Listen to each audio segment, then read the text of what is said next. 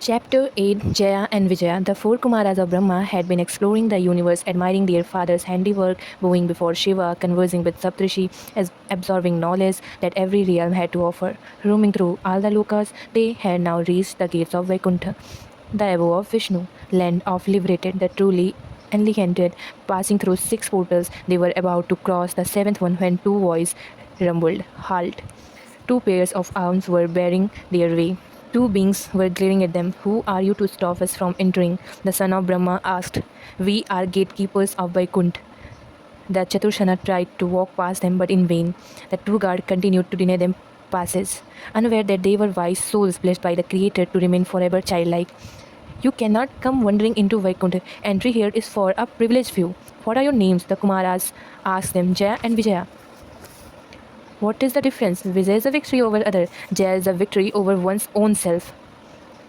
One's one mind and heart, thoughts and action. Vijay is external, but Jaya is internal, and that is always the hardest. Only those who have conquered themselves can achieve Vaikuntha. You four are too young and have hardly engaged with the word. You cannot be there. Our bodies appear infantile, but we are the Manasputra of Brahma. Chaturshana, in quest of spiritual knowledge, kindly informed Sri Hari that we would like to pay our respect to him, but Jaya and Vijaya refused to believe them and insisted that Vishnu has resting. "Kindly leave, we cannot see you. He sees everything, don't you know that? You boys are not even suitable attired. We will not receive you, leave." The Kumaras frowned in anger now. "How can you both be so ignorant despite being so close to divinity? A god never denies audience to his devotees. He is forever available. It is you both who are keeping us away from him. Your impudence springs from your exploited position. Vaikunt is all about harmony, but you two are notes of discord, unworthy to stand here. You have sinned by coming in way of our pilgrimage, and you shall suffer for it."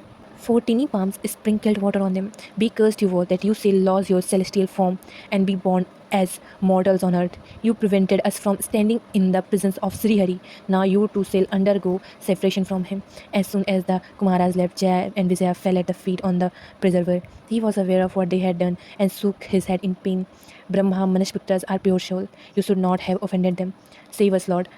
I cannot reserve their curse, but I can assign it a period of time." Vishnu consoled them. "You can either take 7 births as my devotees or 3 births as my enemy. Once you have served those lifetimes on earth, you shall be free to return to Vaikuntha." The brothers stood up. "7 words to love me or 3 words to loathe me. What will you choose?" asked Vishnu. Jaya folded his hand. "7 life on earth is too long a duration, Lord. We cannot bear to be away from you for so many years. We would rather be reborn only 3 times, even if it means that we shall be your foes. But the world will revile you, forever mock you, burn you." Vijay smiled. "Let them all hate us, if it means that we can return sooner to your love. But grant us a favor," Jaya begged.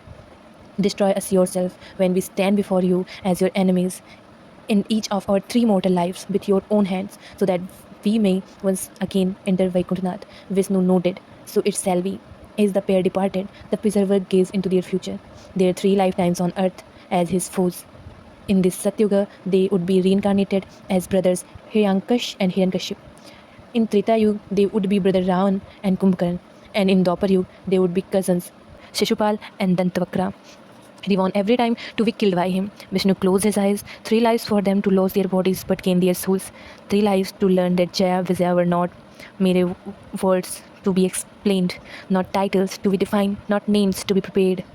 They were ends to be achieved. Stay tuned for chapter 9. Thank you.